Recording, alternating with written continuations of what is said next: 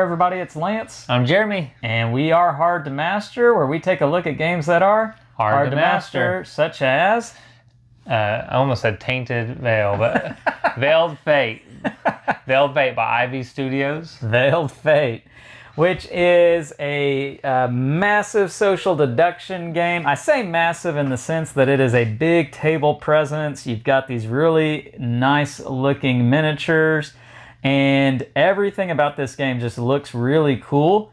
It's not a hard game to learn necessarily. I think it's a fairly simple game to understand. What do you think? I mean, once you get into it, it is. So let's just start off by saying the game does come retail with standees. As far as I know, that is generally the plan based on the Kickstarter.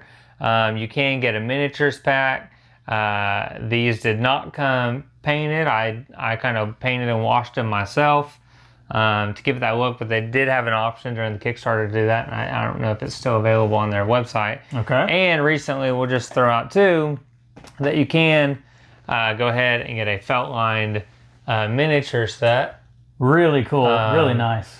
They do have a nice weight to them, and I found this out after I purchased them, was that they do actually have a different sculpt, and that's pretty much to protect the limbs so they don't break off. Okay. Because they could, break off if they were very thin in different parts. Thin and heavy. Yeah, sure. So, but other than that, pretty much is pretty.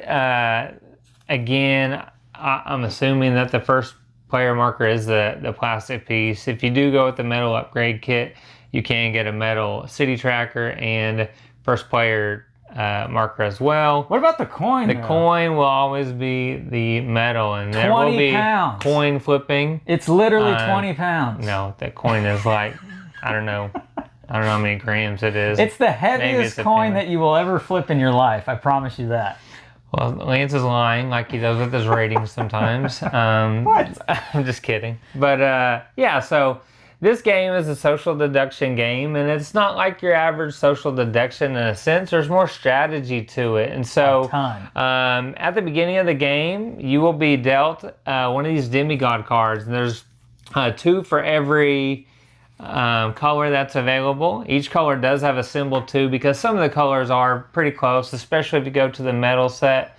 You're going to see a lot of closeness, and that's where the iconography of the symbols for each demigod is important, because you can check that as well to help know where you're going to, what you're going to be moving and using. And so this game can be played with anywhere from 2 to 8 players, and it's going to be a different experience if you're playing 2 versus if you play 4 or 5 versus if you play teams.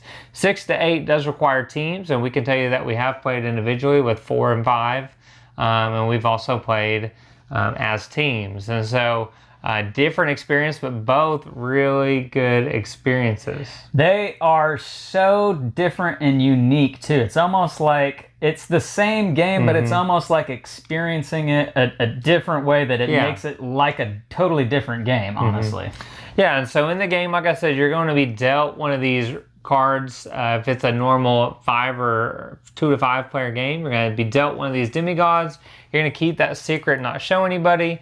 You're also going to get these voting cards, essentially, which could have 1 scorpion, they could have 2 scorpions, or they could have double feather, a single feather, or there's also these +2 cards, which cause you to draw 2 random cards from the deck, which can really spice up and put some chaos in there, but also maybe help keep your identity safe while you're putting chaos to try and hopefully disrupt the voting, because essentially you're going to be in control of one of these demigods.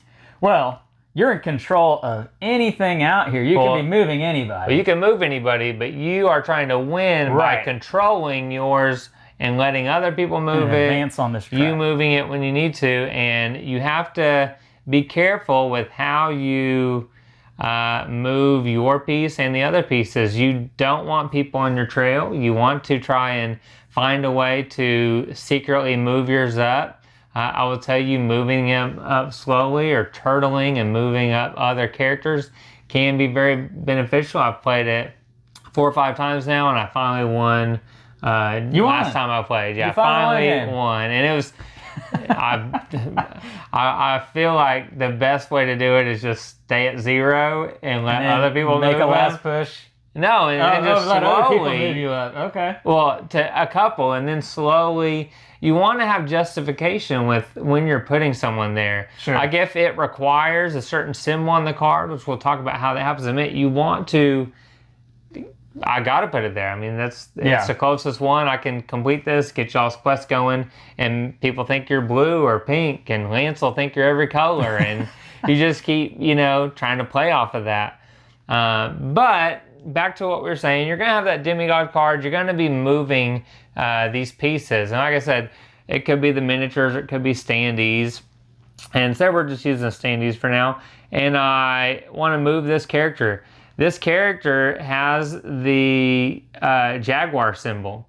And so I could put it in this one, or I could just put it in one of these blank ones. The problem is if it has that symbol and the spot is available, you must fill that requirement first.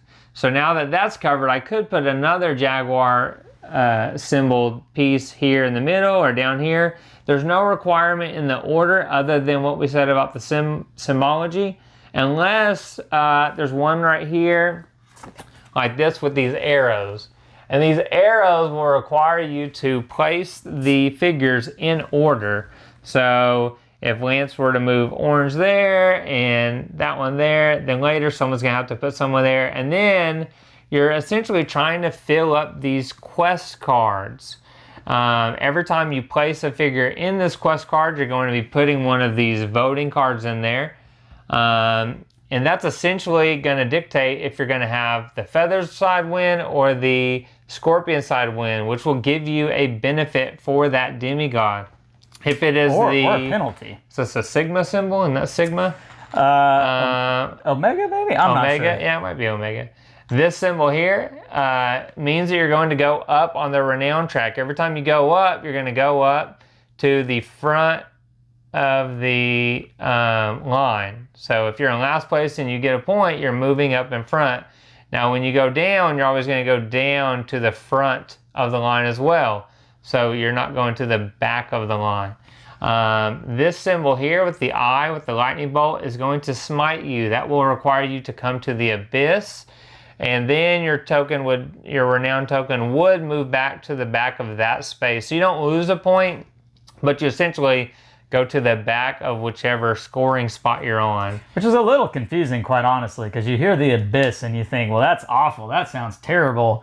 But you're just going to the back of where you already are. Yeah, the last one is a symbol of my favorite game, the scythe. Yes. And when you get the scythe, that's going to actually cause you to lose renown, and that would get you to the front of the previous point. So the abyss is not essentially bad in the aspect that you're losing points. It does put you to the back, so you basically lose the tiebreaker now. Yeah. Essentially, but you're coming over here and you're having to move yours or that other demigod to make it, get where you want. Which you might do that because you might move somebody else's demigod out of the abyss, because when you do, you gain a voting card. And it's very vital to have as many cards as you can so that you can not only influence the way these quests play out when you move demigods into them, but if you're not taking cards or playing cards on a turn, then you're resting. And when you rest, you're out of the era. And there are only 3 eras, or rounds, ages. That's what they're called, ages. So you want to make sure to stay in those ages for as long as you can, so that you can have influence on the board. Yeah, I mean, each turn you're going to get 2 actions. That action could be moving a demigod. It could be moving them into a quest. You can pass after you've taken 1. And like Lance said, if you do not gain a card by taking it or replacing it, or even some of these city actions, which we'll talk about in a second, let you do, then you must have played a card. Otherwise, you're going to be out for the round and caused to rest. And when you rest, first person to rest will get the first player token for the next round. But you also have to rest if you don't have cards. If you've used all your cards to vote and do different actions, you are forced to do that rest action. And so You don't want to be forced to do that. It's okay if you do, but if you go too early, then people are going to move your demigod figures, which happened in our last game. People were passing and resting early, and then they were stuck with all these cards to vote, but they were getting moved to places that they didn't want to be. And so another thing Lance hit on was the ages. There are 3 ages, and in each age there's going to be an age card. And at the end of the age, there's going to be a voting. And the voting may either end with people placing in feather cards or scorpion cards or both, or randomizers. And if, for instance, if this sleight of hand card says global vote starting to the left of the first player, will vote first, and then all the votes will be tallied. So if I'm voting, I can put as many cards as I want. Right. And you may want to, because say you pass with 4 cards, you're going to draw 5 more the next round, and you have a hand limit of 8. So you can't go above 8 cards, so you may get rid of at least 1, so you can not have to burn cards when you draw new ones. But for instance, if this feather vote happens to get more votes than the scorpions, then you would flip this coin, it says, per each demigod that's in the forest, coast, or canyon. So each quest location is labeled with one of those words, or it's going to be the desert, volcano, or mountains. And so, like I said, if it's the first 3 regions I said, I'd flip the coin for each one of them. If it's a feather on the coin, then that's going to gain them renown. If it's a scorpion on this card, it's going to cause them, scorpion, it's going to cause them to be smitten. And they're going to go down on the track. Smoted? I don't know. Smiting? Smited? And they're going to be sent to the abyss. Same thing for the scorpions as far as what the coin reveals, but it's the different locations that they're at. So making sure your demigods are in certain locations, especially towards the end of the game, can be big, because some of them age 3 cards are the best, but they're the hardest to accomplish because you're gaining, a couple of renown by being in a certain location. The last one is if it's a tie, the first player gets to choose a demi to gain 2 renown, which could be really tough. Really tough to tie on that unless only one person put a card in, and then you got a 50-50 chance by putting in 1 card in to tie. Mm-hmm. But usually if people are putting a bunch of cards in, then it's going to be difficult to tie that. The city token, every time you move a figure into the city, you're going to place this tracker, and it's going to follow the arrows. This whole tile is the city. Yeah, this whole tile is the city. So if pink moved in, then we'd put that there. Let's say green wasn't on the quest, and green moves in here, then you would move this and get a card. If it moves again, you're going to flip a coin for whichever demigod went into the city, and then that one's going to, if it's a feather on the side, then it's not going to do anything. If it's a scorpion, they are smoted, however you want to say it. Then it goes back this way, get a card, and then the next one that would go would lose a renown, and the last one would be to gain a card. After all the city spaces have had the token cross through it, that city card comes off. It's not going to gain any abilities and be tracked. The age card may have different things come up and come into play and not. Some of these, so this first city card starts as an altar, which doesn't have an ability, but this one here says prime directive. When this card is discarded, the active player chooses 2 demigods to portal to the city. So when this one gets filled up, this card goes away, that action is going to happen for whoever did that, whoever was active at that time. So these will change as you go, and you got a few of them. There's about 3, 4, 5 different age cards for each age that you can do, so that'll randomize it up a little bit. Good replayability. There's a whole bunch of these quest cards. You won't go through all of them in a game, but after the first round is going to end when every player has rested, whether that means that all the quest cards are filled up, or that might mean that there's a couple quest cards that are still out here, but everybody's either rested because they didn't get a card or place a card in that round of turns. So these are going to change. The last thing we didn't talk about are the god powers. Yep. The god powers are on the back of your demigod sheet here, and they'll require you to spin these fake cards to do an action. So for instance, if I had placed a figure in here and placed a card in here to vote, and I have more cards,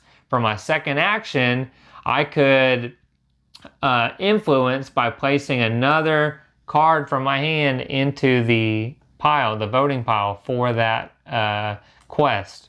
You do have to pay a price whenever you take any of these god powers. I would have to discard one to place that additional in there. As is the price listed here on, on the second one, omniscience. If I discard 2 of those cards, then I can shuffle a card from the deck into this pile, which means there's a random card in there. Sowing chaos. And then you can examine the vote pile. That's pretty nice. So you can see what's been voted and help try to figure out. Now, a lot of games, these aren't going to get used a whole bunch. I think it kind of depends on what age cards and what city cards and how many voting cards you have. But they dramatically shake. They are things up big. when they do I mean, you happen. can smite a demi and move them to the abyss, even from a quest. Yeah. And then you move it back on the track, which could free up some room for you if you didn't want them to be in first place. Transfiguration, you can switch, say these 2 are here. Let's say, those 3 are there, and I want to switch these. I can play discard 3 of those cards to switch places. Let's do this. Those match. So let's say I want to switch these, and I can disregard that symbol on there. So if I didn't want it in a certain spot, but it was required to be like an orange here, because this has the orange guy's picture there and color, and there's 2 on there, I could flip them by doing that to try and gain that better reward. But it does cause you to discard 3 of those. So if you haven't gained extra by moving up the abyss or different things like that, you're going to be hard to do that. And the last one is portaling. I can portal somebody, say this guy's over here, I can portal him into the quest, fill that up, place my card, and we can see how this is resolved. Because once a quest gets completely filled up, then you're going to add in extra cards. You're going to, whoever is the last person to put in a demigod onto a quest gets to choose one of the other players. If it says 1, sometimes it might say 2. I don't see any of those out here right now. But you get to pick another player to add in another card. And so that can help you. Or 0. Or 0. There might be none that are going to let you do it. But that gives you a little more information as far as what people are contributing to a quest and where their allegiance lies. And then you'll look at the cards to see how the vote shakes out. But yeah, I think Jeremy did a great job of explaining the majority of the rules here. So let's talk about our thoughts on this game.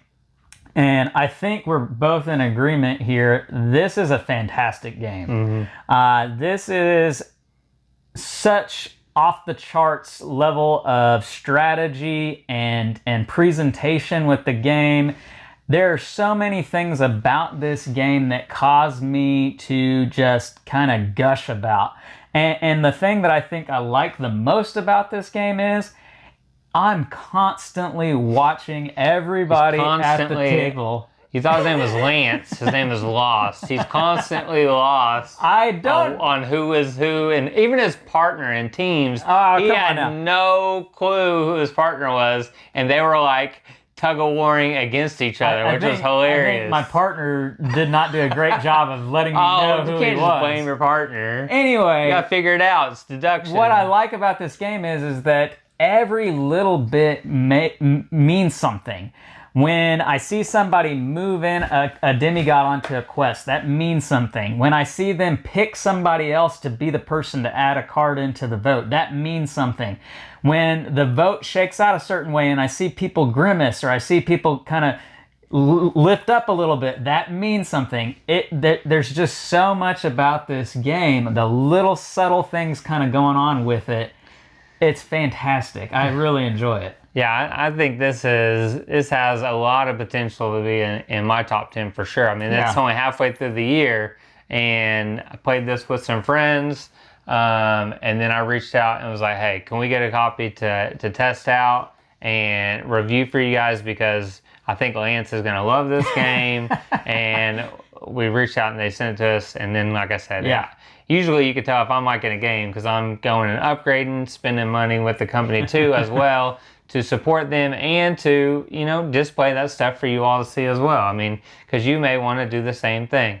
And this game right here, even though you may hear social deduction, I don't know if it's worth that. I can tell you, this one is worth the money because, I mean, we played it 4 or 5 times now, and it was just as fun with teams. So if you're like, man, I usually have a lot of people over, that's not going to work. Let me tell you, if you're just playing other party games, this is a game you can do with party and still finish in about, I'd say about 90 minutes or so. Yeah.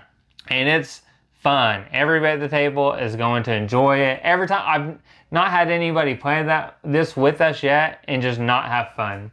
What I really like about the teams aspect with this game too is that you know somebody else at the table is your partner. You don't know who they are. Yeah, let's talk about that real quick. So with teams, I told you there are 2 sets of these decks. You're going to take and you're going to pair up every color into different stacks and have everybody close your eyes. You're not going to remember which one's what because you have 9 different colors you're moving around. So you're going to move around the different stacks. You're going to take those 3, you're going to pick 3 random sets, and you're going to, for 6, if you have 8, you're going to take 4 stacks, and then you're going to mix them together. And once you do that, you're going to just stack the others together because that doesn't really matter. But then you're going to take those 6 or 8 cards and you're going to pass one out to people. So you don't know who is your partner. Yeah. And in a 7-player game, I think, and one person doesn't have a partner, and I think they get an extra turn or something. We haven't played 7. But you may not have a partner in that game. And so it's all about seeing if you can figure out who your partner is and not giving yourself away.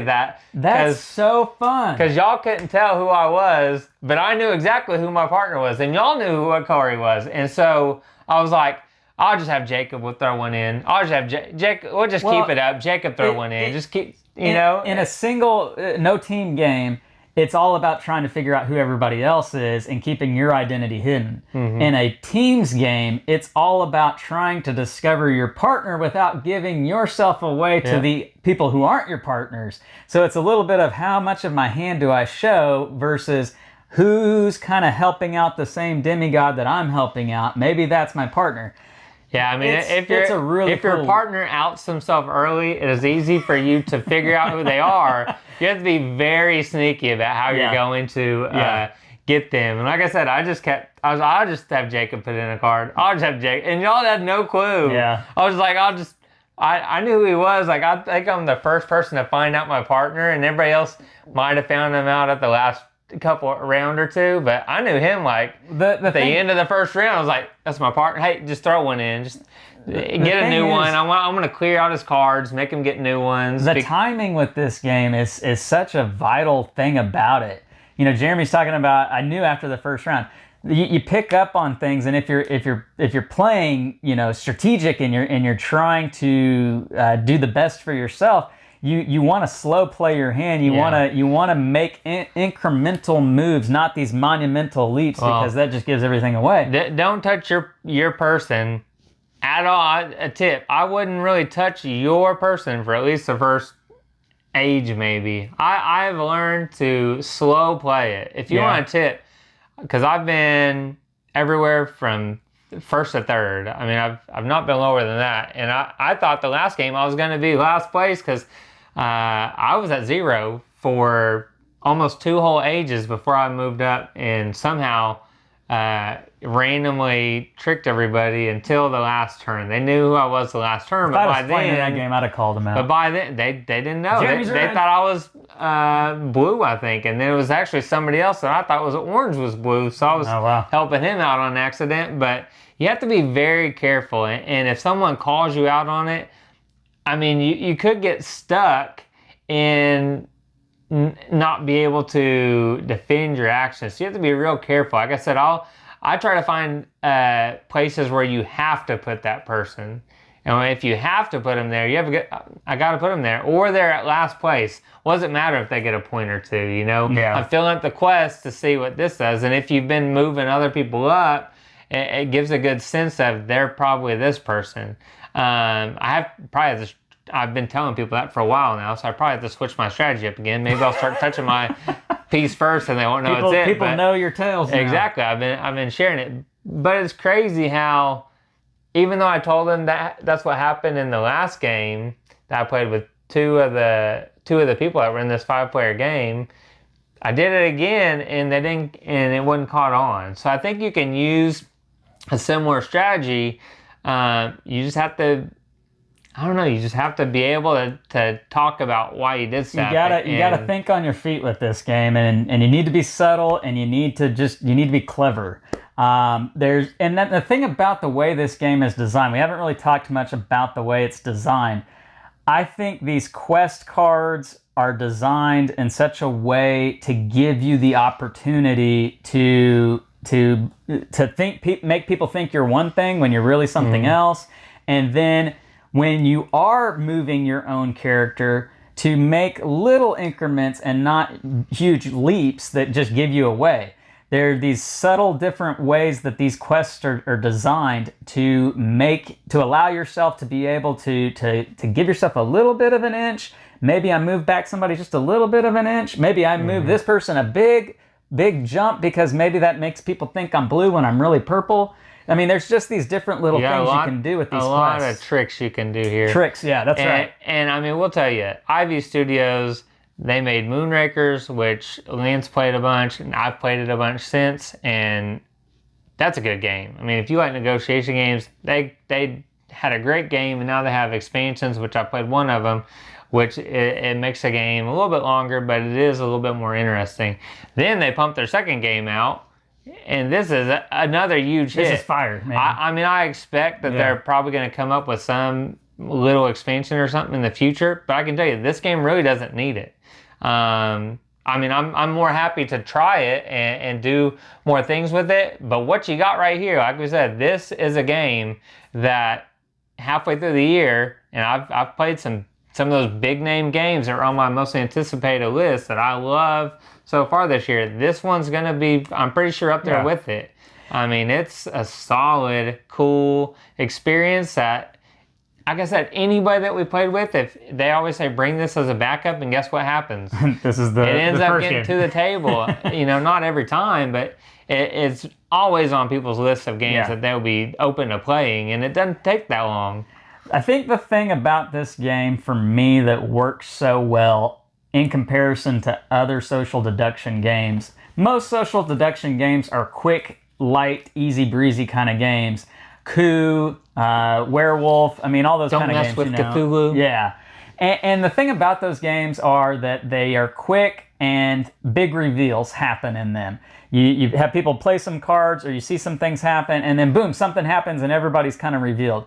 This is a slow burn, and I love that about this game. Well, it's also, in most of those games, you play multiple rounds. You play it, you figure out who it is, and you play another round. But this one, you just play the 3 ages. It's not like you're you're doing the same actions, but it's a little bit different each round, because you're starting to catch on more of who people are. You're not just resetting every time. You're getting these little clues here and there, and you're trying to decipher, was that a clue, or was that you trying to make me think something? And I'll tell you, you may not know who anybody is. Last game when we finished, I think I maybe figured out one person. I was wrong, or I was in between 1 or 2 people, but still ended up winning. You have to, sometimes it's just about making sure you can get up there and have you lengthen that time in between long enough that you can get towards the top 2 or 3 and then make a last minute play. Mass push, yeah. Which, I'm glad you brought that up, because if there was only one small con about this game that I have, and man, it's such a small, minor thing, because I enjoy the entire full experience. I enjoy every second of playing this game. The only small con that I might have is that the ultimate winner of the game can kind of come down to just what happened on the last card, because it is a little bit of, well, if I'm up here and... Well, those wouldn't be there, but okay. Yeah, something like that. If the first player is right here, and I'm this player, and the last card that just kind of happens, it swings the vote, or it just kind of does something, this guy moves up, and boom, I've just lost the game. That's just a small, minor quib that I have with the game. It's just that victory can be snatched away from you just because of what happened on the very last, 3 seconds of the game. That's okay. That doesn't downgrade the game to me at all. I still love playing the game, and honestly, I don't have to win this game for me to like it. I love everything about it, even in losing. Yeah, I think it's fun even when you lose, but I don't think that with the end. Yes, at the age 3, there's a good chance one or some of the minis are getting 2 points. And so you've got to plan for that. You should know after your first game that there's going to be a big point value. And you're going to see it at the beginning of that age. You're going to have however many turns it may be for you to set yourself up for that, whether it's gaining points early or just trying to be in those certain zones with the cards. I think if you plan for that age card, it's going to be super hard to get those points. It usually is. It's usually you've got to be in these 3 regions and everybody's got to vote white, or you got to be in these 3 regions. But I think kind of what I'm saying is that a quest, like the last quest of a game, and this could happen with any quest, but if it happens on the last quest especially, you could have an issue where, like, one player, say black here, is really trying to swing it for themselves, and they're trying to make something happen for them, even though they have no chance of winning the game. But because they swing it to one side, they're inadvertently helping, let's say orange in this case. And because they swing it for themselves, they swing it for orange too, and now orange jumps ahead and they win the game. I think that's good. It can happen, and again, I don't think that's a negative, it's though. not a major thing. With this game in particular, because sometimes when they do that, it bumps you up. So if black did that in round 1, and they're bumping, say you're red, and they bump you up, it's no different than if they do that at the end of the game. It just kind of... But at the end of the game, it determines the winner. But it just kind of happened. It happened for you in the beginning of the game, too. So you can't say that it works in the first round and then it just doesn't work in the last round, because it can be stolen away. Again, that's part of the deduction of it. You've got to figure out what they're going to do, and is it going to be beneficial for them to go for the white side? If it is, you might want to put yourself on a space that gets you something on that side. No, that is true. That's another thing. You're trying to play off what, if you know they're orange and you know they're going to boost up right here at 2 points. Yeah. I don't want to go to the bottom one trying to get the 2 points for black and place cards, because they may have influence.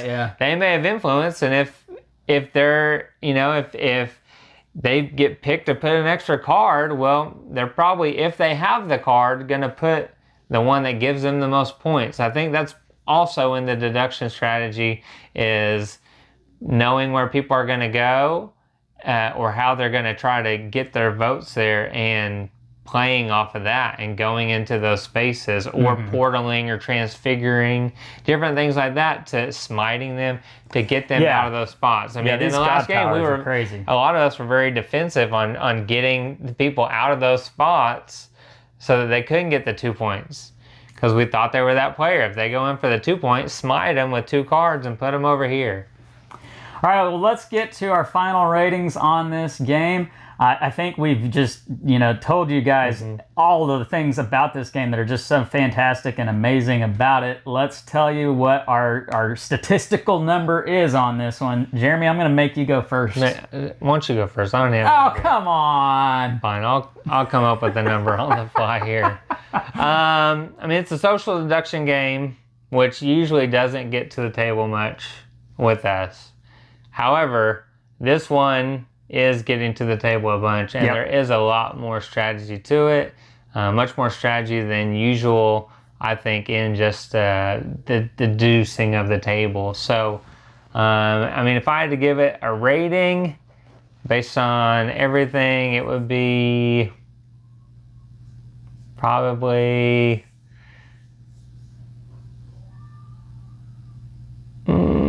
I'll go to... I'm delaying here. You are? I'm trying to think. I wasn't prepared to give a number, so... but I really like it. And so... I'll go... Just because... I'll go 8.5 8.9. 8.9. That's pretty stinking high. You know what? I'm even higher. He's been thinking about it. This game is just bonkers, man. I love everything about it, and I'm gonna sit down and play it. I'm gonna make time out of my day to play it. If my schedule's jam packed, I'm gonna take some things out of my schedule so I can make sure to get a game of this in if it's on the table. That's how much I like it. So you're skipping work tomorrow? I might, yes. I might stay up late to play it.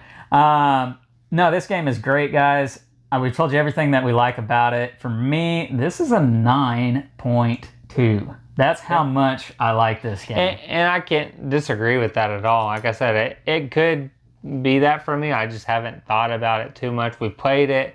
I enjoy it. 8.9's solid because that's still a top 10 game for me. Absolutely. Of the year. So, I think, and I know this video is running kind of long, but I want to say one last thing on it too, and that is just that you have two different experiences with this, with the single, like I'm the only person controlling this one versus the teams, and both give you these unique experiences. I think that's what helps this game get high ratings from us. As we've played it both ways. We didn't just play it once and say, here's our thoughts. We try to play it a few more times. We've played it. I've played it several times. I know you've played it at least 2 times and 3 times and played the different modes. And so I think that right there is what helps boost those scores up, is knowing that you can play this with 5 people, knowing you can play it with 8 people, knowing you can play it, individually or as teams, or with 3 or 4 people or 2 people even. Yeah. I think that's why you're seeing that our scores are so high on it. Production value is great on it. We didn't even talk about the insert. Insert by game trays. And so everything fits in here from your tiles, then your cards and A+ on the other stuff you have. So, that right there, I think, is why we're telling you it's so worth your money. All right, well, guys. Studios. You didn't know how to do that, or 4. There you have it, guys. That's our thoughts on Veiled Fate. It most likely will be in some other videos on later on in the year, such as maybe top 10 of 2022. You'll have to wait and check to find out about that. But as it is a fantastic game, fantastic social deduction, hidden identity type game. So make sure to go check it out. Leave some comments down below. Let us know what you think about this game. If you like this video, please hit that thumbs up button, hit subscribe, and the bell icon to be notified of all of our great new content. I'm Lance. I'm Jeremy. And we are Hard to Master, where we take a look at games that are hard to master. We'll see you next time. See ya.